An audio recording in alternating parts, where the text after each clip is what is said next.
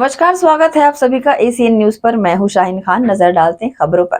केंद्रीय वित्त मंत्री ने कल 1 फरवरी को बजट पेश किया था। इसे लेकर छत्तीसगढ़ के वित्त मंत्री ओपी चौधरी ने रविवार को प्रेस कॉन्फ्रेंस ली। प्रेस कॉन्फ्रेंस को संबोधित करते हुए उन्होंने बताया कि इस बजट में लोकतंत्र को प्राथमिकता दी गई है और ये बजट भारतीय समाज को भविष्य में आगे बढ़ाने के लिए ही है। उन्होंने भारत की औसत आयु को 29 वर्ष बताते हुए कहा कि भारतीय युवा वैश्विक स्तर पर अपनी पहचान बना रहे हैं और ये बजट इस दिशा में मददगार साबित होगा। वित्त मंत्री ने आगे कहा कि अब तक के इतिहास में इतनी बड़ी छूट कभी नहीं दी गई थी और इसका लाभ सीधे तौर पर आम जनता को मिलने लगेगा। इस कदम से लगभग 1 लाख करोड़ रुपए का फायदा भारतीय नागरिकों को होगा। वित्त मंत्री ओपी चौधरी ने आगे कहा कि हमारे छत्तीसगढ़ में सर्विस सेक्टर कमजोर है। सर्विस सेक्टर को बढ़ावा देने के लिए विजन डॉक्यूमेंट बनाया गया है। पर्यटन को लेकर जो विकास मोदी जी कर रहे हैं, इसका लाभ छत्तीसगढ़ को भी जल्द मिलने लगेगा। सभी को नमस्कार और सबको बहुत बहुत बधाई और शुभकामनाएं भी कि जल्दी ही आप सब लोग उस इनकम तक पहुंचे जिस इनकम तक मोदी जी छूट दे चुके हैं और विकसित भारत की ओर जो भारत के बढ़ते कदम हैं उसमें मैं आशा करता हूं, विश्वास करता हूं, शुभकामना देता हूं कि बहुत जल्द हमारे सभी साथी उस इनकम तक पहुंचेंगे जिस तरह से देश की विकास की गति है और उसका लाभ सबको मिल रहा है और मिलता रहेगा। मोदी जी के विजन के साथ जो देश आगे बढ़ रहा है उसके जो विजन है, जो विजन के उनके बिंदु हैं, वो हर बजट में वो दिखाई देता है। 2047 तक भारत को विकसित राष्ट्र बनाने का एक स्पष्ट लक्ष्य और उसके लिए आवश्यक विजन मोदी जी इस देश को दिए हैं और उसके अनुरूप लगातार कार्य हो रहे हैं। अभी एक बुक आई है जिसका मैं बहुत बार जिक्र करता हूं। हमारे भिलाई में ही पढ़े लिखे एक इकोनॉमिस्ट हैं जो कृष्णमूर्ति सुब्रमण्यम जी, जो उनका स्कूलिंग वगैरह हमारे भिलाई में ही हुआ था और बाद में बहुत बड़े इकोनॉमिस्ट बने। और मोदी जी जब 2014 में सरकार में प्रधानमंत्री बने तो उनके चीफ इकोनॉमिक एडवाइजर भी रहे, मुख्य आर्थिक सलाहकार रहे। उन्होंने अभी एक बुक लिखी है, इंडिया एट 100। भारत जब आजादी के 100 साल पूरे करेगा तो भारत की इकोनॉमी का साइज क्या होगा। मोदी जी का भी स्पष्ट विजन है कि जब हम आजादी के 100 साल पूरे करेंगे 2047 तक, तो भारत को हम विकसित राष्ट्र के रूप में निर्मित करें। ये उनका स्पष्ट विजन है। और इस जो 23-24 साल का जो समय है, 75 साल से 100 साल तक के 25 साल के समय को आदरणीय मोदी जी ने अमृत काल की संज्ञा दी है। परसेप्शन चेंज हो गया है। कोई भारत की समस्याएं लिखेगा उसमें जनसंख्या को कदापि नहीं लिखेगा। आज पूरी दुनिया बूढ़ी हो रही है। जापान की औसत आयु आज 47 वर्ष है, यूरोप की औसत आयु आज 46 वर्ष है, अमेरिका और चाइना की औसत आयु लगभग 42 वर्ष है और हमारे देश की औसत आयु अभी 29 वर्ष है। तो ये हमारे लिए सबसे बड़ा लाभ है, सबसे बड़ी चीज है। और आज देश के, दुनिया के किसी भी देश में आप जाएंगे तो भारतीय युवाओं का डंका बज रहा है और भारतीय युवा बहुत अच्छा दुनिया भर में ग्लोबली जाकर के कर रहे हैं। और पूरी दुनिया आज भारत को ह्यूमन कैपिटल के रूप में देखती है, ह्यूमन रिसोर्स कैपिटल के रूप में देखती है। अभी चाइना ने पहले पॉपुलेशन कंट्रोल के लिए बहुत एग्रेसिव पॉलिसी बनाई, लेकिन जाकर के उनका पॉपुलेशन और डेमोग्राफी एक ऐसे फेज में पहुंच गया है जहां वो लोग एक संकट में फंस गए और आज वो लोग 3 चिल्ड्रन पॉलिसी ला रहे हैं, बहुत सारे उसके लिए इंसेंटिव्स ला रहे हैं 3 चिल्ड्रन के लिए। और हमारे देश में भी एक पार्टी दूसरी है, लेकिन मैं उनको एक विजन की दृष्टि से एक अच्छा विजनरी आदमी मानता हूं, वो चंद्रबाबू नायडू है। 1 लाख करोड़ रुपए का, सीधा इससे 1 लाख करोड़ रुपए का लाभ टैक्स पेयर जनता को होगा। 1 लाख करोड़ रुपए का लाभ टैक्स पेयर जनता को होगा। जो कृषि की दृष्टि से हमारा छत्तीसगढ़ कृषि प्रधान राज्य है, भारत कृषि प्रधान देश है, उस दृष्टिकोण से कृषि के लिए 2-3 बिंदुओं का मैं विशेष रूप से जिक्र करना चाहूंगा। पहला चीज कि केसीसी पर इस बजट में जो अपर लिमिट थी किसान क्रेडिट कार्ड पर, वो 3 लाख से बढ़ाकर 5 लाख कर दी गई है। और हम देखते हैं कि 3 लाख तक जो किसान क्रेडिट कार्ड के अंतर्गत जो लोन लिया जाता है उस लोन में ब्याज फ्री होता है, वो जीरो ब्याज होता है उस पर। और 3 लाख से ऊपर भी किसान क्रेडिट के कई सारे लोन होते हैं, लेकिन उस पर जीरो ब्याज नहीं मिलता। तो अब वो 5 लाख हो जाने के बाद 5 लाख तक का जो लोन रहेगा, अब ज्यादा भी लोन लेते हो तो भी जीरो ब्याज 3 लाख से ऊपर के किसान क्रेडिट कार्ड पे नहीं मिलता है। मैं तो किसान भी हूं, तो ये देखा हूं करके, मतलब कई बार मैंने लोन भी लिए हैं फैमिली में, परिवार में। तो अब 5 लाख तक जीरो इंटरेस्ट रहेगा, शून्य ब्याज दर रहेगी। 3 लाख तक जो रहता था, अब वो 5 लाख तक जीरो ब्याज रहेगी। हमारे प्रदेश के मंत्री विकास महतो जी भी यहाँ पर उपस्थित हुए हैं। हम सब दोनों को कोरबा पहुंचना है। मैं उनको निवेदन करता हूँ 20 करोड़ तक की लोन को बढ़ा दिया गया। जो माइक्रो इंटरप्राइज, स्मॉल इंटरप्राइज और मीडियम इंटरप्राइज जो उद्योगों को अलग अलग कैटेगरी में बांटते हैं, उसमें उनको जो काउंट किया जाता है, जैसे कोई माइक्रो इंटरप्राइज है तो उसको ज्यादा छूट मिलती है, ज्यादा सुविधा मिलती है। स्मॉल भी है तो भी उसको ज्यादा छूट मिलती है, लेकिन माइक्रो से कम मिलती है। तो इसके जो परिभाषा है उसको बदलने का काम इस बजट में किया गया है। इन्वेस्टमेंट पॉइंट ऑफ व्यू से माइक्रो इंटरप्राइज के परिभाषा में 1 करोड़ का जिसमें इन्वेस्टमेंट होता था उसे माइक्रो इंटरप्राइज माना जाता था। उसे अब बढ़ाते हुए 2.5 गुना बढ़ाते हुए 2.5 करोड़ कर दिया गया। पहले 1 करोड़ के निवेश वाली कंपनियों को ही माइक्रो इंटरप्राइज की सुविधाएं और छूट और लाभ मिलते थे। अब 2.5 करोड़ की इन्वेस्टमेंट वाली कंपनियों को वही छूट और वही सुविधाएं मिल सकेंगी। टर्नओवर में के रूप में जो माइक्रो इंटरप्राइज को डिफाइन किया जाता था कि 1 साल के का जो टर्नओवर है, वो अगर 5 करोड़ का पहले टर्नओवर होता था तो उसे माइक्रो इंटरप्राइज माना जाता था। इसे सीधा डबल करते हुए 10 है। ये लोन होता है रहने को, लेकिन 50 साल तक उस लोन को आपको नहीं पटाना है, और 50 साल तक एक भी रुपया उसमें एससीए के अंतर्गत ब्याज नहीं लगेगा। एससीए 50 सालों का इंटरेस्ट फ्री लोन है। 50 सालों का इंटरेस्ट फ्री लोन को कोई भी इकोनॉमिस्ट एक ग्रांट की तरह ही मानेगा। और इस लोन की गणना एफआरपीएम एक्ट के अंतर्गत जो लोन लेने की सीमा होती है राज्य, उस सीमा के अंतर्गत एससीए का लोन नहीं आता है। तो इसलिए एससीए बहुत ही वरदान है राज्यों के लिए पूंजीगत व्यय को, कैपिटल एक्सपेंडिचर को बढ़ाने में। उसमें जो आप लोन लेते हो भारत सरकार से जो पैसा मिलता है, वो लोन की गणना में भी नहीं आता। 50 साल तक आप उसको चुकाना भी नहीं है, और 50 साल तक उसमें कोई ब्याज भी नहीं। ऐसा उन्होंने एससीए लॉन्च किया। 1.5 लाख करोड़ रुपए के एससीए का अमाउंट इस बार भी भारत सरकार के द्वारा इस बजट में रखा गया है, जिसमें विभिन्न प्रकार के सुधार इंट्रोड्यूस किए जाते हैं। उस सुधार को आप करिए, आपको पुरस्कार स्वरूप उस सुधार को। नगरीय निकाय चुनाव के मद्देनजर कांग्रेस ने प्रदेश की सरकार को दिशाहीन, अनिर्णय वाली रिमोट सरकार करार देते हुए 25 बिंदुओं पर आरोप पत्र जारी किया है। इसमें 1 साल के कार्यकाल में प्रदेश की जनता के बदहाल होने और सत्ताधीश भाजपाइयों के मालामाल होने की बात कही गई है।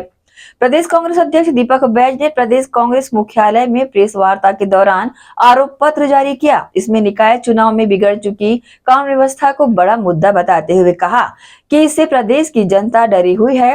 हत्या, लूट, बलात्कार, चाकूबाजी के कारण राज्य का हर शहर असुरक्षित है। राजधानी से लेकर मुख्यमंत्री के गृह क्षेत्र तक गोलियां चल रही है। कानून व्यवस्था की स्थिति खराब हो गई है। सरकार बनते साथ जो हमारी सरकार ने हत्या, जंगल की कटाई को रोक देती है।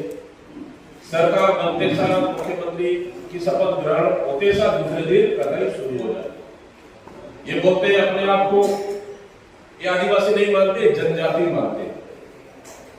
ये जनजाति मुख्यमंत्री, लेकिन आदिवासियों के जंगल को उजाड़ने का काम सरकार कर रही है।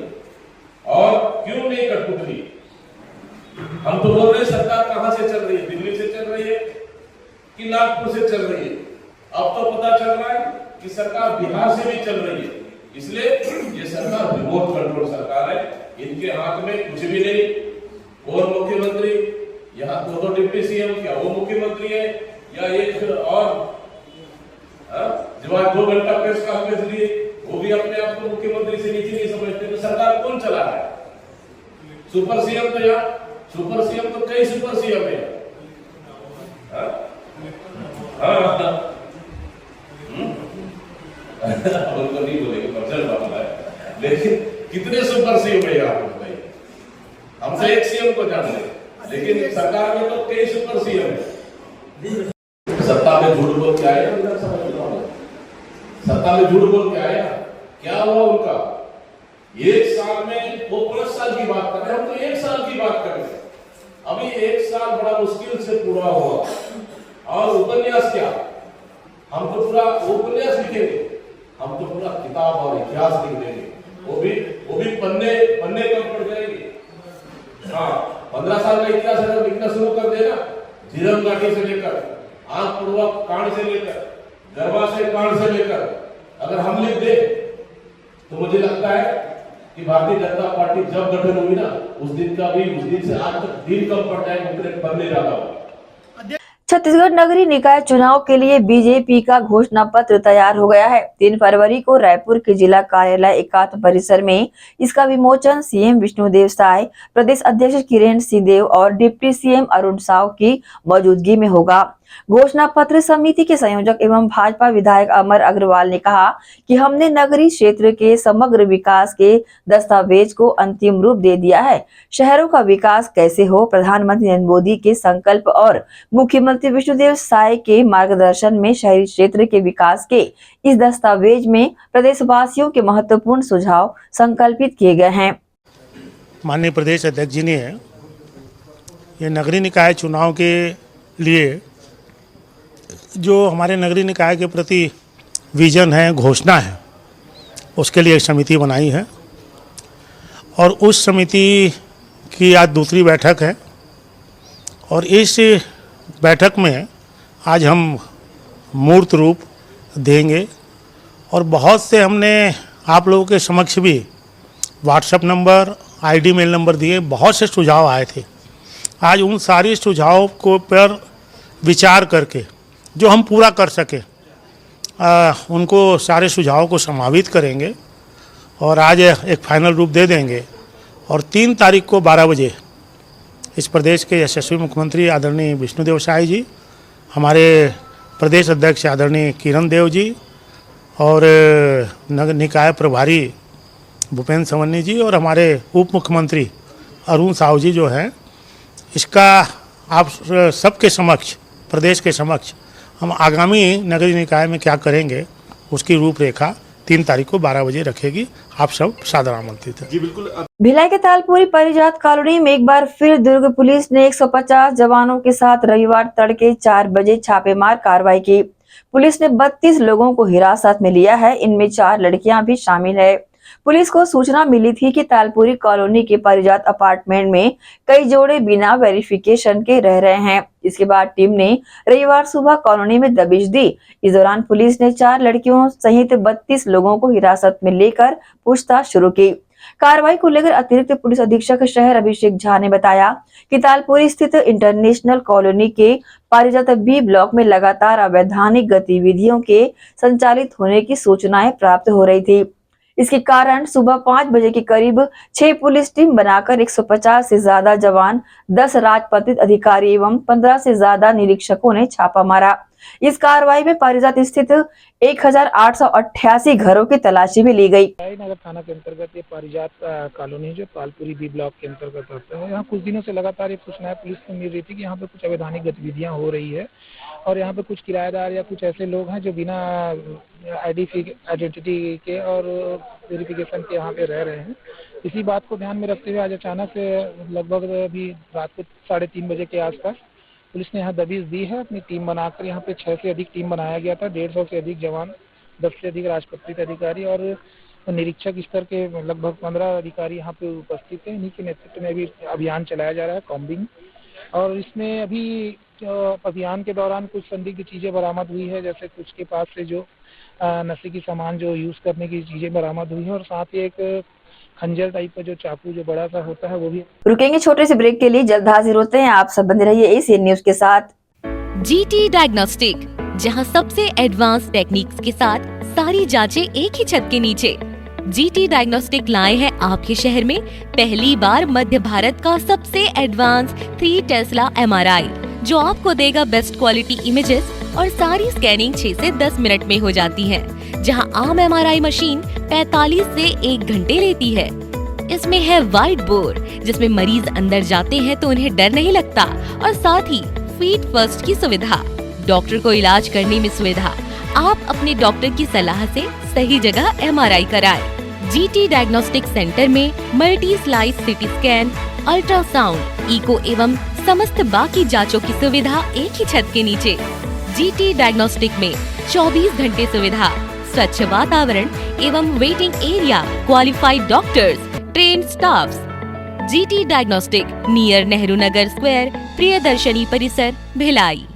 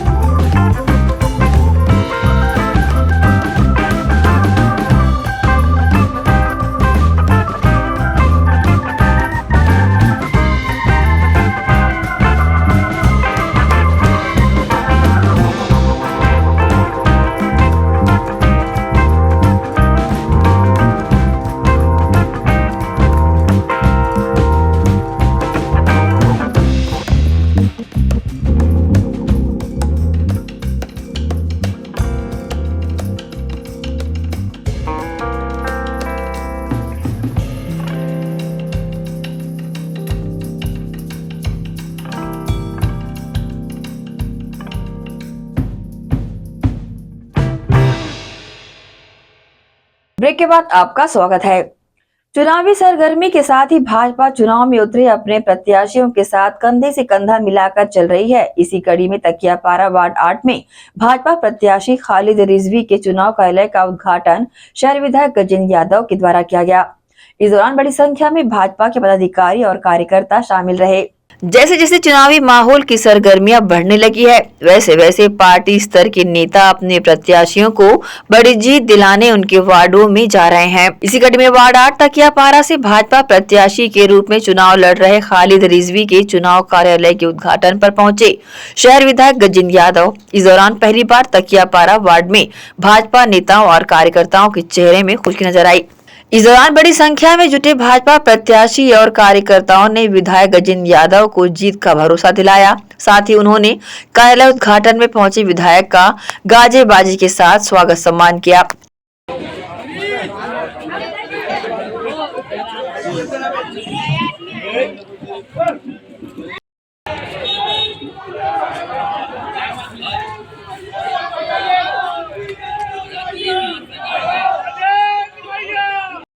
पार्टी जिंदाबाद। ये बहुत अच्छा लगा।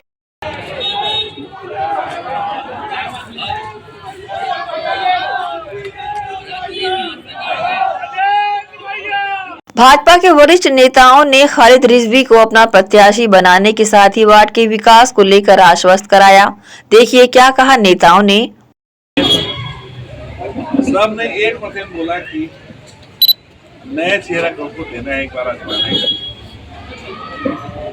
इनसे भी योग्य भी लोग थे, देना चाहते भी थे, लेकिन पार्टी के ध्यान में है कि अपन नया जोश नया युवा को अपन देखे तो तकदीर और तर्जुब बहुत सही दिया। जब हम लोग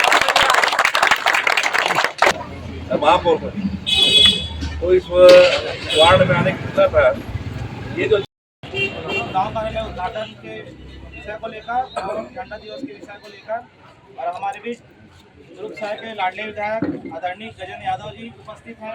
हमारे वरिष्ठ भाजपा नेता हमारे बड़े भैया राजेश ताम्रकार जी उपस्थित हैं, खालिद रिजवी जी उपस्थित हैं और जाकिर भाई उपस्थित हैं, वसीम भाई उपस्थित हैं और हमारे आदरणीय अहमद भाई उपस्थित हैं और क्षमा सहित आसिफ भैया भी उपस्थित हैं। शहर के लोकप्रिय विधायक भाई गजेंद्र यादव जी जो हमारे छोटे भाई भी हैं, मंडल के अध्यक्ष भाई बंटी चौहान जी, हमारे पूर्व पीपी पार्षद पति वसीम कुरैशी जी, अमजद अली जी, सब्बीर भाई और इस मौके के रूप में उन्होंने वार्ड क्रमांक 8 के प्रत्याशी के रूप में मुझे उतारा। आप लोग अपने दुआ और आशीर्वाद से यहाँ पे कमल का फूल महापौर आदरणीय अलका दीदी को भी दिया जाए, अलका पासवानी जी को और मेरे खालिद जी शेरू को भी दिया जाए। इसके चलते यहाँ पे जो विकास रुका हुआ है हम उसको विधायक जी को बोल के ज़्यादा से ज़्यादा विकास कराया जाए, क्योंकि आप यहाँ का 10 से 15 साल का रिकॉर्ड दे रहे हो, वो भी हमारे को आज आपको पता चला होगा ये लोग के माध्यम से कि उसकी भी नींव कहाँ से रखाई गई है ना। तो सराय के अलावा आज हमारे मुस्लिम समाज का भी कुछ नहीं है, बहुत सारी चीजें होती है। तकियापारा वार्ड पहुंचे विधायक गजेंद्र यादव ने भाजपा पार्टी के प्रति बढ़ते रुझान को देखकर खुशी जाहिर की और साथ ही चुनाव मैदान में उतरे प्रत्याशी खालिद रिजवी को जीत दिलाने का दावा किया। उन्होंने मीडिया से इस तरह की चर्चा की। पूरे शहर में भारतीय जनता पार्टी के पक्ष में सुनामी चल गई है। मैं 2 दिन से लगातार वार्डों में जा रहा हूँ, सारे जगह भारतीय जनता पार्टी के पक्ष में लोगों में जबरदस्त उत्साह का माहौल है और बहुत अच्छे वोटों से हम एक इतिहास बनाते हुए हम महापौर भी जीतेंगे और हमारे सारे पार्षद चुनाव जीत रहे हैं इस बार। यहाँ पे एक बहुत बड़ी बदलाव की ज़रूरत है और जिस तरह यहाँ के भारतीय जनता पार्टी के संगठन और यहाँ के विधायक जी ने एक यूथ के रूप में हमें प्रत्याशी के रूप में चुना गया है और इस बार बदलाव की जो नींव रखी गई है इस बार पूरी की पूरी अपने को खड़े करना है, क्योंकि इन्होंने कांग्रेस के पार्षद रहे 15 साल से यहाँ के वार्ड का बहुत कम विकास हुआ है, जिसके चलते आज हमारे पास युवाओं की टीम है और युवाओं का एक ही कहना है कि इस बार बदल के रहना है। हमारे वार्ड में बहुत सारी ज़रूरत है, ज़रूरी नहीं है कि रोड नाली, हमारे घोषणा पत्र अभी आ रहे हैं, हमारे घोषणा पत्र में बहुत सारी चीज़ों की उसकी जानकारी दी गई है, जिसके चलते उसको वो करना है। आज यहाँ पे पीछे में हमारी जिम है, वो अभी तक के जो थी वो चालू नहीं की गई थी। युवाओं को वो जिम देने का भी कार्य यहाँ के महापौर सरोज पांडे जी के द्वारा की गई थी, लेकिन वो बहुत दिनों से बंद पड़ी हुई है। आज हमारे माननीय श्री विधायक जी से भी हमने उस बारे में चर्चा की है कि युवाओं के लिए जो जिम दी गई थी आज कुछ कारणवश से वो बंद पड़ी हुई है, तो आपसे निवेदन है कि युवाओं के लिए भी उस कार्य को पूरा किया जाए। तो उन्होंने आश्वासन दिया है कि चुनाव के बाद में इस कार्य को पहले किया जाएगा और महिलाओं के लिए भी यहाँ पे बहुत सारी योजना है, उसका भी लाभ दिया जाएगा। क्या है, देश और प्रदेश में बदलाव की जो बयार चली ना, कि अभी तक कांग्रेस मुस्लिम समाज को वोट बैंक समझती थी केवल, और डेवलपमेंट बोलोगे तो कुछ भी नहीं, किसी को नौकरी नहीं दिलाई। और केंद्र से लेके प्रदेश तक IAS IPS से लेके RES के अधिकारी भी मुस्लिम समाज के बन रहे हैं, नवयुवक लड़के लोग। आप उठा के देख लो, चाहे महिलाएं हो, पढ़ी लिखी महिलाएं IPS बन रही हैं। ये बदलाव है प्रधानमंत्री नरेंद्र मोदी के संदेश पे। मोदी जी चाहते हैं एक हाथ पे कुरान और एक हाथ पे कंप्यूटर हो, और मुस्लिम समाज के युवा देश के विकास में अपनी महती भूमिका निभाए। पहले भी यहाँ से तरन्नुम जीती है हमारी, और पूरे प्रदेश में डंका बजा बोले तकिया पारा से मुसलमान जीता है। मुसलमान नहीं जीता, राष्ट्रभक्त जीता है। और इस टाइम भी खालिद रिजवी चुनाव जीतेगा, पूरे प्रदेश में डंका बजेगा, बोले एक राष्ट्रभक्त मुसलमान मैदान में जीत के आया है। ACN न्यूज के लिए दुर्ग से नसीम फारूकी की रिपोर्ट। नगर निगम दुर्ग के तकियापारा वार्ड 8 से भाजपा के अधिकृत प्रत्याशी खालिद रिजवी ने वार्ड में चहुमुखी विकास के दावे जहां किए हैं, वही कहा है कि जनता युवा प्रत्याशी पर भरोसा करेगी। आइए देखते हैं ACN न्यूज से बातचीत में उन्होंने क्या कुछ कहा। एक बार फिर आप सभी का स्वागत है ACN न्यूज पर। वार्ड 8 में लगातार हम अपना दौरा कर रहे हैं, चुनावी उसके तहत दिखा भी रहे हैं कि पार्षदों की किस तरह की नीतियां हैं और किन किन मुद्दों को लेकर वो चुनाव लड़ रहे हैं। इस वक्त फिर हम एक बार वार्ड 8 में खड़े हैं। वार्ड 8 में भारतीय जनता पार्टी ने इस बार जो है खालिद रिजवी पर अपना भरोसा जताया है और उनको टिकट लिए। यूँ कहिए कि इन्होंने कहा बहुत संघर्ष के साथ ये टिकट इन्होंने लाई है और दावा अपनी जीत का कर रहे हैं। किन मुद्दों को लेकर वो मैदान में है, उनसे चर्चा करेंगे। सर, आपका सबसे पहले स्वागत है। धन्यवाद। भारतीय जनता पार्टी ने आप पर विश्वास जताया है और आपको टिकट दिया है। किन किन मुद्दों को लेकर आप चुनावी मैदान में हैं? सबसे पहले तो मैं भारतीय जनता पार्टी का शुक्रिया अदा करता हूँ, धन्यवाद अदा करता हूँ, जिन्होंने मुझ जैसे युवा के ऊपर मैं भरोसा किया, है ना। भारतीय जनता पार्टी ने पिछले कई वर्षों से यहाँ पे लोगों के जो कांग्रेस के जो पार्षद है उनका भी कार्यकाल देखा, लोगों ने भी उनका कार्यकाल देखा। कहीं ना कहीं ऐसा लगा कि 5 साल जो कांग्रेस की गवर्नमेंट थी, वो गवर्नमेंट की योजना को लेकर लोगों को तक लाभ नहीं मिल सका अल्पसंख्यक का। तो भारतीय जनता पार्टी का ये कहना है कि इस बार भारतीय जनता पार्टी का कैंडिडेट को जिताओ और जितने भी अल्पसंख्यक मुद्दे रहते हैं, अल्पसंख्यक जातियों के मतलब योजना का लाभ मिलने का रहता है, तो अल्पसंख्यक लोगों को अभी तक के नहीं मिल पाया है। तो हमारा सिर्फ एक ही मिशन है कि जो सरकार की योजना, जैसे महतारी वंदन योजना हो, आज भी देख लीजिए कई लोग को यहाँ का लाभ भी मिल रहा है।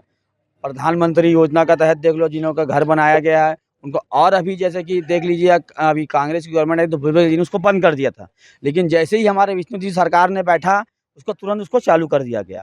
तो ऐसी बहुत सारी ये योजना है, तो सब धर्म को लेके चलती है। तो हमारा आप लोगों के चैनल के माध्यम से एक निवेदन भी है कि इस बार वार्ड क्रमांक 8 में भारतीय जनता पार्टी के प्रत्याशी को जिताने की अपील कर रहे हैं आपके चैनल में, और हम जीत के आते हैं तो बिल्कुल यहाँ पे ऐसा ऐसा कार्य होगा और ऐसा ऐसा योजना का लाभ मिलेगा, जिसके चलते आने वाले समय में ये जो कांग्रेस का गढ़ कहलाता है वो कांग्रेस का गढ़ नहीं, भाजपा का कार्यालय और भाजपा का गढ़ कहलाएगा।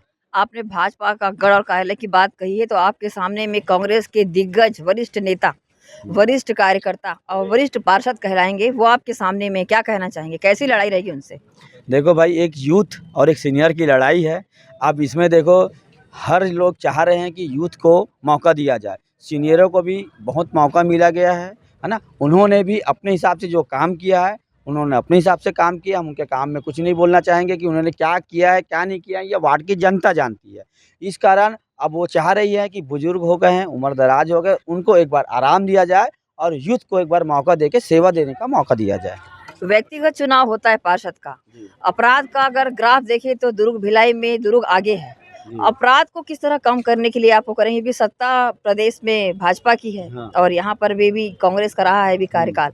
अभी क्या प्रयास करेंगे उसको दूर करने? देखिए, मैं अभी वार्ड के चुनाव लड़ रहा हूँ, तो वार्ड क्रमांक 8 के हमने अभी तक के यहाँ के लोगों को इतना कंट्रोल करके रखा हुआ है कि आप जाइए थाने में जाके आप पता कर लीजिए कि वार्ड क्रमांक 8 के कितने होती है कार्रवाई, नहीं के बराबर होती है। ये होता है कि एक वार्ड के लोगों की भी जिम्मेदारी होती है कि अपने वार्ड के लोगों को कैसा मेंटेन किया जाए।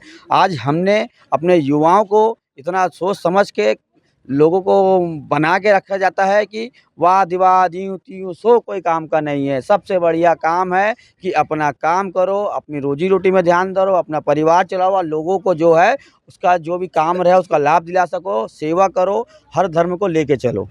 मुस्लिम बाहुल्य क्षेत्र में कितना आपको लगता है कि लोगों का आशीर्वाद दुआएं मिलेगी आपको? बिल्कुल, क्योंकि ये प्रत्याशी तीनों ही वो जी। मुस्लिम कौम के।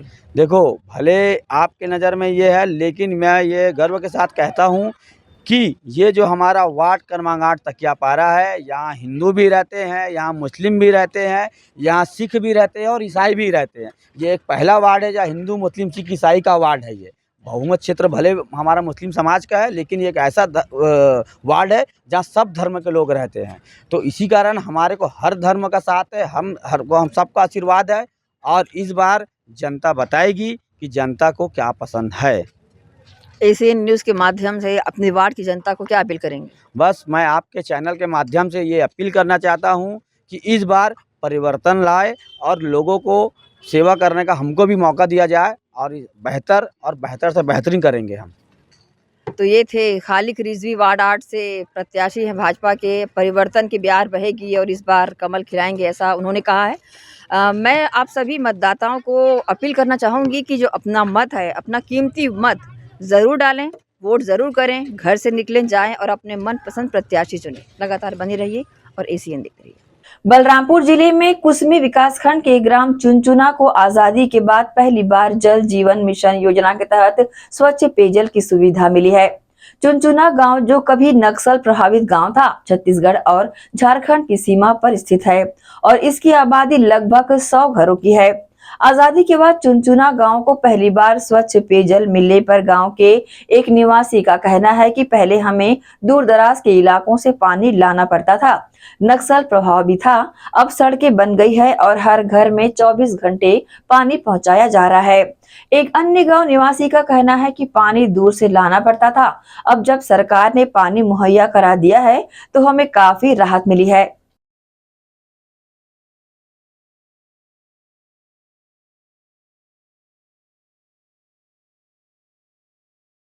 यहाँ पहले बहुत दूर दूर से पानी लाना पड़ता था, 1-2 ढोड़ी था, उसके बाद नल हुआ, बोरिंग, हैंडपम्प, उसके बाद हैंडपम्प के बाद भाई कुछ सुविधा बढ़ा और नक्सली का प्रभावित भी यहाँ था, हो नहीं पा रहा था, पूरा बोर भी नहीं हो पा रहा था रोड के कमी के कारण।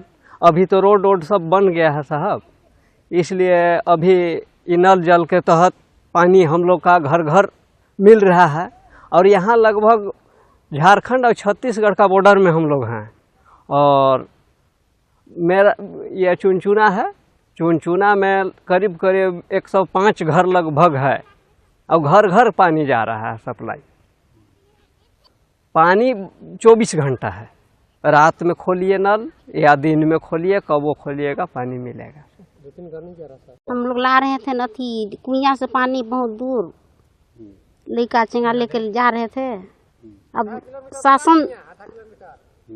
शासन दिया है तो बहुत हम लोग को आराम मिल रहा है। दिन भर में एनी टाइम चालू रहता है ना, नल को चालू करते हैं, पानी हम लोग का नज़दीक है, बहुत आराम मिला है हम लोग का।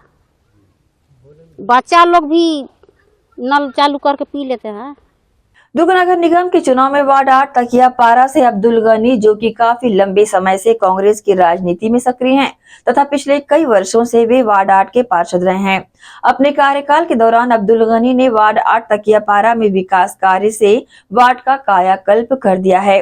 अब्दुल गनी एक बार फिर वार्ड 8 तकियापारा से कांग्रेस प्रत्याशी के रूप में पार्षद चुनाव लड़ रहे हैं। कांग्रेस प्रत्याशी अब्दुल गनी ने एसीएन न्यूज से खास चर्चा की है। आइए देखते हैं उन्होंने इस चर्चा में क्या कहा। दर्शकों को स्वागत है आप सभी का एसीएन न्यूज पर। चुनावी मैदान पर उतरे गनी भाई, जो कि अगर इनको हम भीष्म पितामह कहें अगर राजनीति के क्षेत्र में तो भी कम है। वार्ड 8 से एक बार फिर उन्होंने अपना भाग्य आजमाने के लिए मैदान पर हैं और कांग्रेस पार्टी ने, राष्ट्रीय पार्टी कांग्रेस ने उन पर विश्वास एक बार फिर जताया है और अपने मुद्दों को लेकर अपनी बात को रखने के लिए वो हमारे साथ चर्चा कर रहे हैं। तो सबसे पहले उनका स्वागत है। धन्यवाद, शुक्रिया, आप लोगों ने अवसर दिया आपके इसमें। हम यहाँ पर 1995 से एल्डरमैन के रूप में 1995 से 2000 तक के हमने कार्य किया था। उसके बाद हमने हमारे मोहल्ले के लोगों ने हमारे विश्वास जताया और हम यहाँ चुनाव जीत करके 2004-5 में 5 से 10 के बीच रहे हैं। उसके बाद फिर कंटिन्यू हमारे पास में 3 बार हमको मौका हमारे मोहल्ले वासियों ने दिया, विश्वास जताया और यकीन किया। लोगों का अपना अपना सोचना रहता है, बहुत से लोग प्रत्याशी रहते हैं, बहुत से लोग चुनाव लड़ने आते हैं। मोहल्ले की विकास की बात जहाँ तक है तो पिछले 15 सालों में भौगोलिक परिस्थितियों के हिसाब से विकास किए जाते हैं। जो हमारे वार्ड की भौगोलिक परिस्थितियाँ हैं कि उत्तर में हमारे पास तालाब है, पूर्व में हमारे पास तालाब है, पश्चिम में तालाब है। पूर्व का वार्ड हमारा स्टेशन रोड प्रमुख मार्ग हो जाता है और दक्षिण में भी हमारा स्टेशन रोड चंडी मंडी वार्ड का रोड हो जाता है। तो उस हिसाब से जो भौगोलिक परिस्थितियाँ हैं, जो आंतरिक सड़कें हैं, आंतरिक नाली की व्यवस्थाएं हैं, तो पिछले हम जब पहली बार चुनाव जीते थे तो हमारे वार्ड की स्थिति ऐसी आती थी कि गंदा पानी लोगों के घरों में घुस जाता था। गंदा पानी से लोग 2-2 दिन तक के बरसात के समय में जो पूर्व पार्षद थे उन लोगों ने कभी ध्यान नहीं दिया, तो उसमें मैला पानी घरों में 2-2 रात 3-3 रात रहता था। तो आज उस समस्या को हमने सबसे पहले निराकरण किया। आज हमारे वार्ड में किसी के घर में पानी रुकता नहीं। जब भी बरसात होती है पानी ज़्यादा से ज़्यादा आधे घंटे के अंदर हमारे वार्ड के पानी ख़त्म हो जाता है, जिसकी हमने पूरी व्यवस्था की। जो ड्रेनेज सिस्टम थी उनकी व्यवस्थाएं की। कार्य जो है सड़कों का लेकर के हर जगहों का हमने प्रमुख मार्ग, सीमेंटीकरण ये सब करा चुके हैं। जब हमारे पास पानी की समस्या रही, पीलिया में लोग यहाँ पे बीमार भी हुए, तो हमने पूरी पाइपलाइन यहाँ पे चेंज करवाई है और आज हमारे यहाँ इस सब समस्या का निराकरण हो चुका है। मैदानों की बात जहाँ तक है तो प्राकृतिक जो लैंड होती है वो आदमी के, मनुष्य के, उसके लिए चार्जर का काम करती है। और हम भी इसी ग्राउंड में पहली कक्षा से पढ़े हैं और यहीं खेल करके आगे बढ़े हैं। तो हमने उसको इस हिसाब से डेवलप करवाया है कि बच्चों को जब तक के अर्थ से ज्वाइंट नहीं होगा, नंगे पैर, जब तक के उनके हेल्थ डेवलपमेंट नहीं होंगे, उनकी मानसिक विकास नहीं होगा, तो उस हिसाब से हमने अपने ग्राउंड का भी विकास किया है। खेल कूद का ध्यान रखते हुए हमेशा खेल कूद के लिए भी तैयार किया है। जो सामग्री आती है वो सामग्री टूटती भी है, जो बनाते हैं वो ख़राब भी होती है। तो ये निरंतर प्रक्रिया है, जो चलने वाली प्रक्रिया, और जिस पे हमने ध्यान रख करके काम किया। हमने एजुकेशन पे काम किया, तो यहाँ पे हम प्राइमरी स्कूल तक हमारी थी, हमने मिडिल कराया, फिर 10 तक कराया, फिर आज 12 तक कराया। हमारे समाज की जो बच्चियाँ 5वीं के बाद पढ़ने नहीं जाती थी, आज वो 12वीं तक पढ़ रही हैं।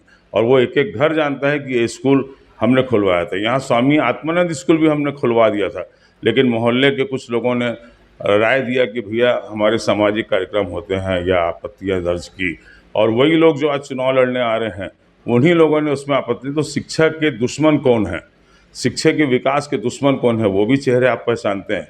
तो हमने तो प्रयास पूरा किया और आज हमारे प्रयास में किसी प्रकार की कमी नहीं। समाज की सभी सुविधाओं को हमने इन 15 सालों में पूरा किया है।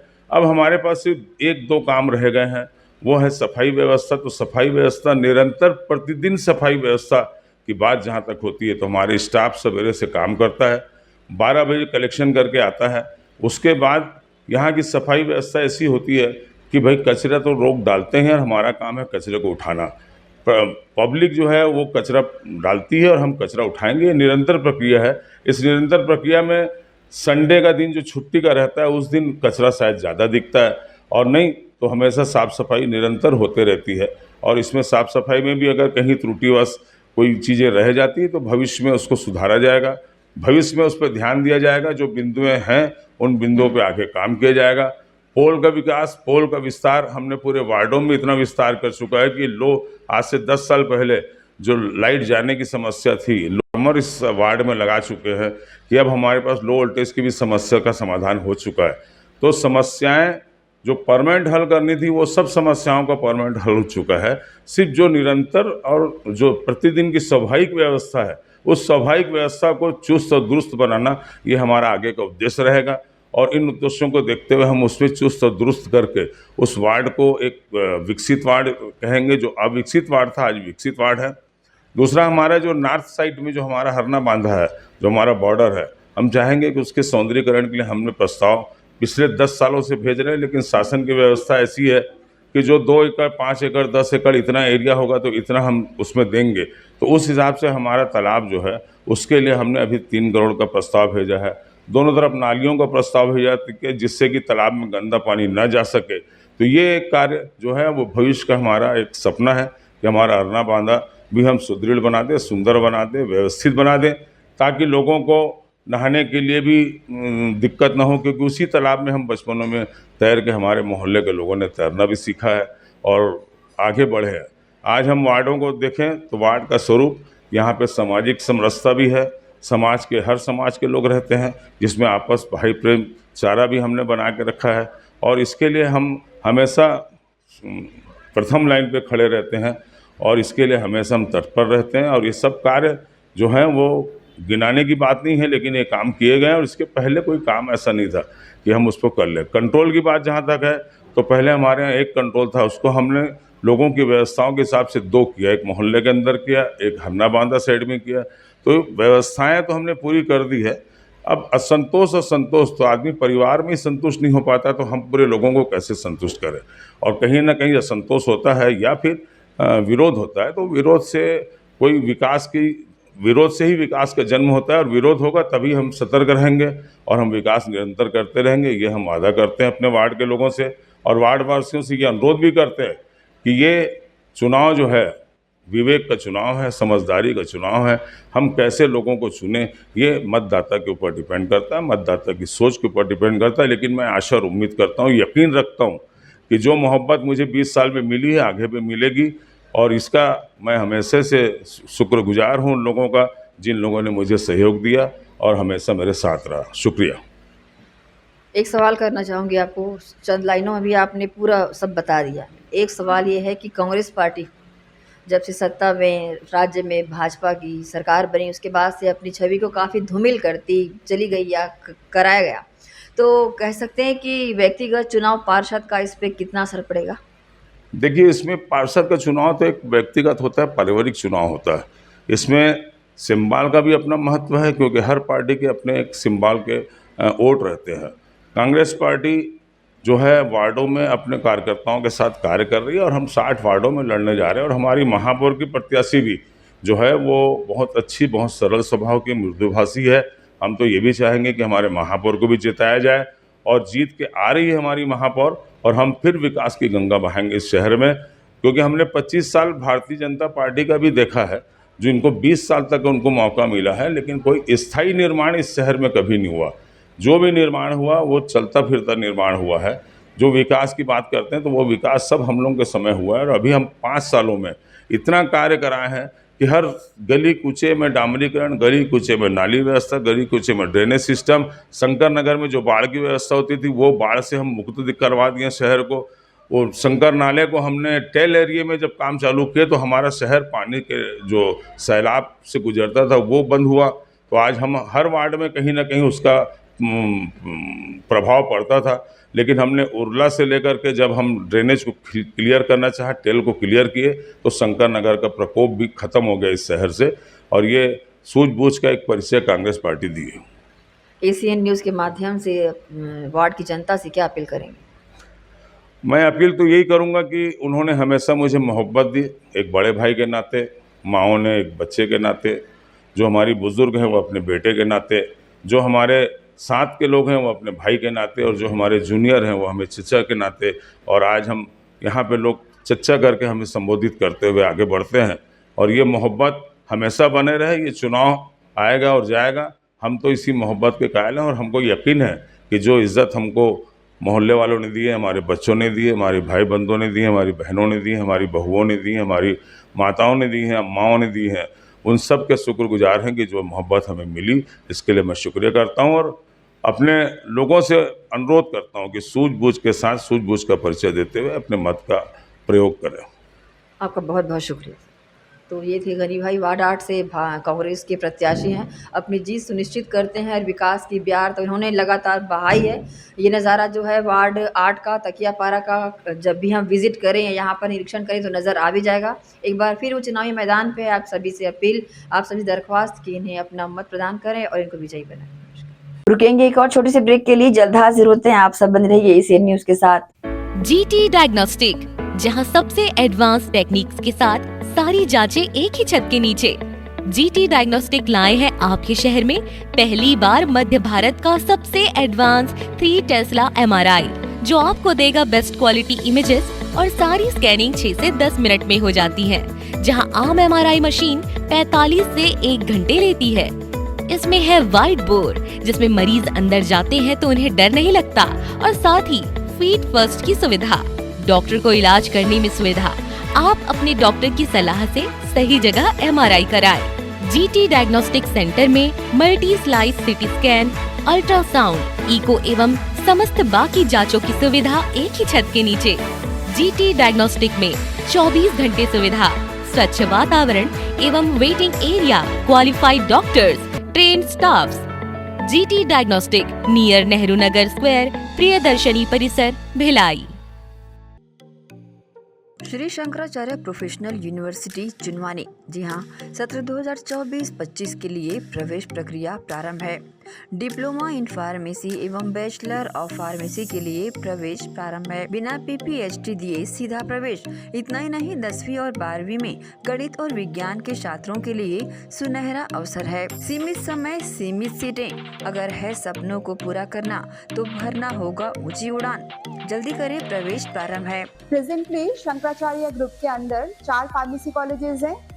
इन चारों फार्मेसी कॉलेजेस में diploma in pharmacy and bachelor of pharmacy की कोर्सेज रन होती हैं। साथ में masters in pharmacy and PhD की कोर्सेज भी हम ऑफर करते हैं। शंकराचार्य प्रोफेशनल यूनिवर्सिटी के अंडर ये चारों कॉलेज एफिलिएटेड हैं and most importantly pharmacy council of India ने चारों कॉलेजेस को अनुमोदन दिया है। जैसे कि आप जानते हैं, Shankaracharya group is famous for its infrastructure, its faculty, its students group, and in every aspect we are on top as from 2008.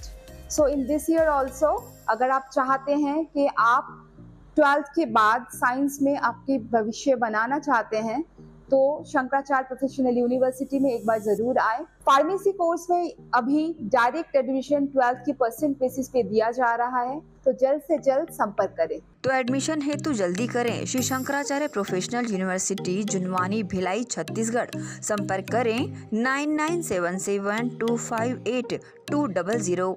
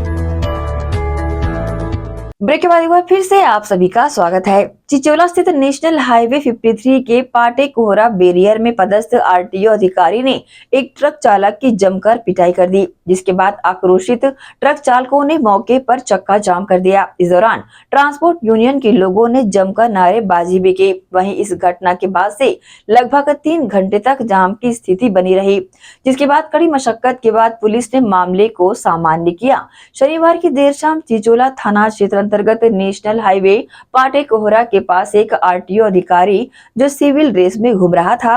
इस दौरान आरटीओ अधिकारी और ट्रक चालक के बीच किसी बात को लेकर कहासुनी हो गई, जिसके बाद आरटीओ अधिकारी ने ट्रक चालक की बेदम पिटाई कर डाली। मैं संदेश देना चाहता हूँ और कहना चाहता हूँ कि आज के बाद छत्तीसगढ़ बॉर्डर में मैकेनिकल हमेशा हमेशा के लिए बंद होना चाहिए। इंडियन ड्राइवर ड्राइवर एकता भारत माता की हमारी मांगे हमारी मांगे हमारी मांगे भारत माता की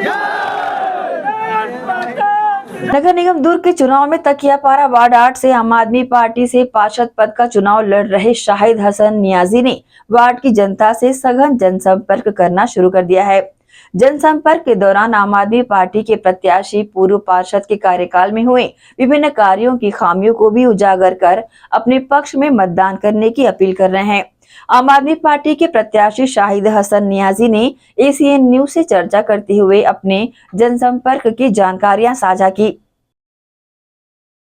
दर्शकों को स्वागत है आप सभी का एसीएन न्यूज की इस खास पेशकश में। बता दें कि दुर्ग नगर निगम के चुनाव को बस चंद रोज ही शेष रह गए हैं। प्रत्याशियों ने अपना अपना दमखम दिखाना शुरू भी कर दिया है। इसी तर्ज पर यहां पर आम आदमी पार्टी के जो युवा प्रत्याशी हैं शाहिद हसन खान, देख सकते हैं चेहरे में वो तेज है, चेहरे में वो बात है कि अपनी जीत सुनिश्चित ये यूं कर रहे हैं। और युवा प्रत्याशी पे आम आदमी पार्टी ने अपना जो है विश्वास जताया है, इनको वार्ड 8 से टिकट दी है। तो हम उनसे बात करेंगे किन किन मुद्दों को लेकर ये वार्ड की जनता के बीच हैं और उनके लिए ये लड़ाई लड़ रहे हैं। आपका स्वागत है। शुक्रिया। किन किन मुद्दों को लेकर आप जो है इस मैदान पे उतरे हैं? बहुत सारे मुद्दे हैं। पहली प्राथमिकता मेरी रहेगी सीसीटीवी कैमरा और आवारा मवेशी, जिसमें बहुत सारे जानवर इस मोहल्ले के अंदर घुसे रहते हैं। और सबसे ज़्यादा मेरे बच्चों को यहाँ पर पढ़ाई लिखाई के लिए जो डिस्टर्बेंस होता है, स्कूल की व्यवस्था बहुत अच्छी स्कूलें हैं, नेहरू स्कूल और राजेंद्र स्कूल, लेकिन वहाँ पर अभी अपग्रेड नहीं हो पाया है। पिछले कई साल से वहाँ पर वही बेंचेस रखे हुए हैं। स्कूल का संधारण किया जाएगा मेरी तरफ से। और काफ़ी समस्याएं हैं, जिसमें मेरे को जिम का भी बच्चों के लिए मैं खोल के रखा हूँ, खोलने की पूरी कोशिश करूँगा मैं, ताकि बच्चे हमारे आगे बढ़ें और शरीर पर ध्यान दें। और सबसे बड़ा मुद्दा हमारे यहाँ जो चल रहा है वो मोहल्ला क्लिनिक। हमारी केजरीवाल सरकार ने, दिल्ली सरकार ने हर मोहल्ले में क्लिनिक खोल कर रखी है। उसमें मेरे को बहुत अच्छा काम करके आगे बढ़ना है। दोनों ही राष्ट्रीय पार्टियां दमखम के साथ अपने मैदान पे उतरी है। राष्ट्रीय पार्टियों में भारतीय जनता पार्टी की अगर बात करेंगे तो उसने तो अपना परचम भी लहराया हुआ है और उनका जो वो अलग है उनका। आपके 11 बिंदुओं के जो संकल्प पत्र में एक युवाओं के लिए जिम और एक प्राथमिकता आवारा मवेशियों को दिए हैं, वो कैसा मुद्दा है, उसके लिए आप कैसा प्रयास करें? अभी तक तो वो लोग काफ़ी अरसे से यहाँ पर हुकूमत करते रहे हैं, लेकिन इसका आज तक कोई समाधान नहीं निकाल पाया। मैं पूरी कोशिश करूँगा कि इसको पूर्णतः समाप्त कर दूँ। मेरे मोहल्ले में सफाई की व्यवस्था रहेगी और पानी की बहुत गंदी व्यवस्था है। लोगों के साथ पानी का भी, पीने का पानी साफ़ नहीं आता, उस पर भी मैं बहुत अच्छा काम करूँगा। और वो लोग क्या करते हैं उनसे मेरे को मतलब नहीं। मैं अपनी जनता से, अपने लोगों से, अपने भाइयों से, अपनी आवाम से पूरी कोशिश करूँगा कि मैं उनके साथ जुड़ के रहूँ और उनके हर मुद्दे, जायज़ समस्याओं पे और वृद्धावर्ष जो जितनी भी सरकारी योजनाएं हैं, जिसमें छात्रवृत्ति हो गई, पेंशन हो गई और बच्चियों के साथ जो होता है उनके साथ पूरा संघर्ष के साथ काम करूं। अपराध का अगर ग्राफ देखा जाए, दुर्ग का इन दिनों काफ़ी बढ़ा हुआ है। दोनों ही पार्टियां इसमें निष्क्रिय हैं। प्रशासन भी इसमें आगे बढ़ प्रयास तो कर रहा है, लेकिन अपराध जो है वो कम नहीं हो रहा है। आप कैसा करेंगे अपराधों को रोकने के लिए? मैं अपने क्षेत्र में सीसीटीवी कैमरा लगाऊंगा और यहाँ पर जितने भी लोग हैं उनको सचेत करते रहूँगा, कैसा क्या करना है उस पर अच्छे से बात करूँगा। और हमारे यहाँ अपराधी मेरे तकिया पारा में कम हैं, बाकी जगह में है तो उससे मेरे को मतलब नहीं है।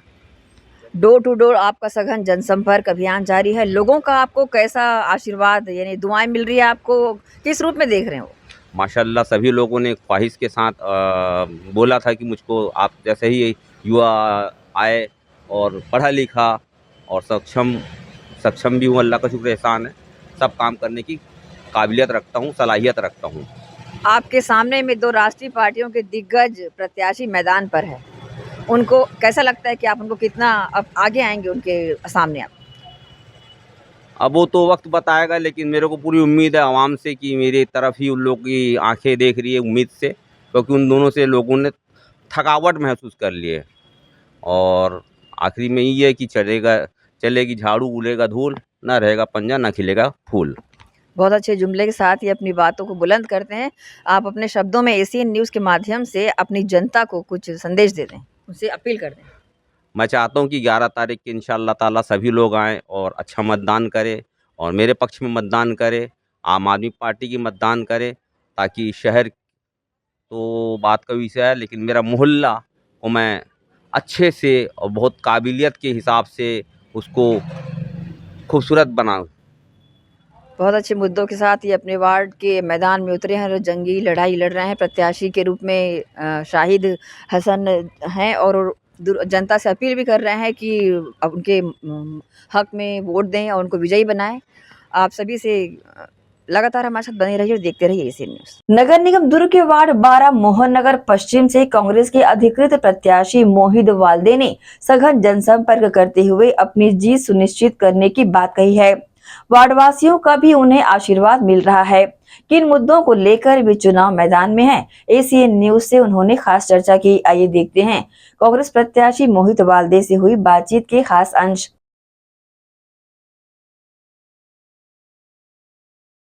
स्वागत है आप सभी का एशियन न्यूज़ पर। चुनावी चर्चा में एक बार फिर हम वार्ड 12 मोहन नगर पश्चिम से, यहाँ के पार्षद हैं मोहित वाल्दे। वार्ड 12 से कांग्रेस के प्रत्याशी हैं मोहित वाल्दे। इनसे चुनावी वो लेकर कि किस यानी मुद्दे को लेकर कि वो यहाँ मैदान पे हैं, उनसे चर्चा करेंगे।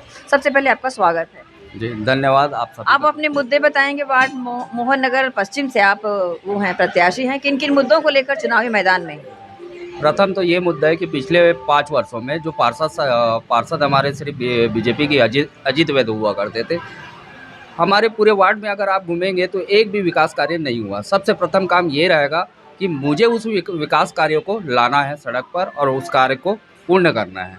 दूसरा चीज़ ये है, जिस तरीके से हमारे भाई मतलब बहनें होती है छोटी से लेके बड़ी तक के, जो कि रोज़ उनका स्कूल जाना, कॉलेज जाना, ऐसे मतलब आना जाना लगे रहता है, लेकिन इस वार्ड के अंतर्गत में नशा इतना बड़ा हुआ है कि पूछो मत, कि छेड़छाड़ जैसे मामला बहुत होता है। तो सबसे प्रथम मेरा यही रहेगा कि मैं उन बहनों का साथ दूं और नशा मुक्त पूरे वार्ड को करूं। लोगों का विकास कार्यों को लेकर मुद्दा है, आपका नशा को लेकर क्या है कारण?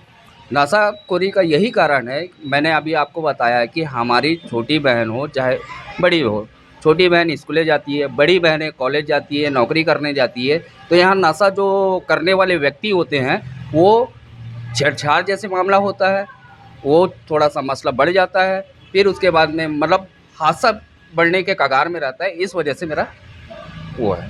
भाजपा के जो पूर्व पार्षद रहे हैं यहाँ पर, वो काफी लोकप्रिय रहे लोगों में, उनके कार्य उसको भूलकर जनता आप पर विश्वास करेगी, क्या लगता है? आप तो बहुत अच्छा सवाल किया है। यदि उनका अच्छा कार्य होता तो बीजेपी शासन उसको टिकट देके नवाजता वार्ड नंबर 12 से। ऐसा क्या हुआ कि उनकी टिकट काटनी पड़ गई वार्ड नंबर 12 से। ये सोचने वाली बात है कि उन्होंने वार्ड के लिए कितना विकास काम किया है। राष्ट्रीय पार्टियों में भारतीय जनता पार्टी की छवि और कांग्रेस के लेकर छवि को कई तरह की भ्रांतियां हैं। कांग्रेस का जो पिछड़ापन है वो जताता है। पार्षद चुनाव एक व्यक्तिगत चुनाव है, तो पार्टी का सिंबल, पार्टी का व्यक्तिगत चुनाव पर कितना असर पड़ेगा? वैसे तो बीजेपी के इस व्यक्तिगत चुनाव में कोई असर नहीं है, क्योंकि ये व्यक्तिगत चुनाव है, संबंध वाला चुनाव है, और मैं अपने विचार में अपने नागरिकों को देना चाह रहा हूँ और दे भी रहा हूँ कि मैं आपका नौकर बनकर सेवा करना चाहता हूँ अपने वार्ड के अंदर में। मैं पार्षद नहीं बनना चाहता, मैं नौकर बनना चाहता हूँ नागरिक लोगों का, जो कि मैं उनकी सेवा कर सकूँ। जैसे कि राज्य शासन हो या केंद्र की शासन हो, कई प्रकार की योजनाएं आती है। पिछले 5 सालों से उस योजना का किसी भी नागरिक को लाभ नहीं मिला है। सबसे प्रथम काम ये भी रहेगा मेरा कि उनको योजना का लाभ दिलाने का हक दिलाऊंगा। बच्चों के लिए क्या योजना है? बच्चों के लिए योजना यही रहेगी उनके भविष्य के लिए कि मैं आगे उनके साथ में रहूँ, बढ़ चढ़ के रहूँ, उनका उंगली पकड़कर मैं आगे बढ़ाने का काम करूँगा। ये मेरा प्रथम हो रहेगा। एशियन न्यूज़ के माध्यम से दर्शकों से क्या कहना चाहेंगे? मैं आपके एशियन न्यूज़ के माध्यम से मैं अपने वार्ड के नागरिकों से सिर्फ यही अपील करना चाहूँगा, एक गरीब के बच्चे को, इस गरीब के बेटे को एक बार पार्षद बनने का मौका दीजिए, आपका नौकर बनने का मौका दीजिए। बस मैं यही चाहता हूँ। धन्यवाद। जनता से अपील तो आपने किया है, आपको जनता का प्रतिसाद कैसा मिल रहा है लोगों का? जनता मुझे आशीर्वाद बहुत अच्छे से दे रही है, क्योंकि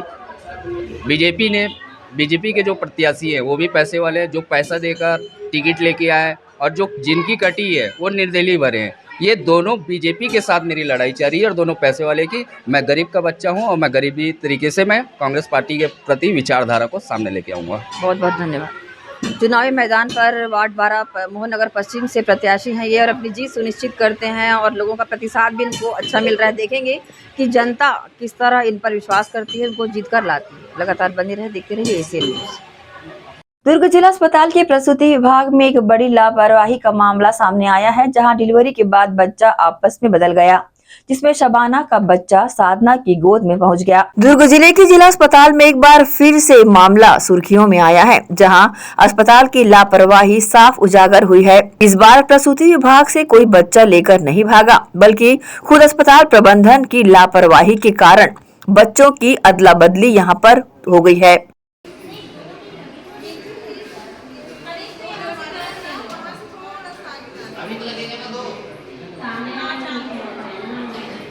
आपको बताना चाहेंगे कि पिछले सप्ताह जिला अस्पताल में डिलीवरी के लिए सेक्टर 6 भिलाई की शबाना कुरैशी और नेहरू भिलाई की साधना सिंह हॉस्पिटल में भर्ती हुए थे, जहां उनके परिवार को पुत्र प्राप्ति की खुशी की खबर मिली।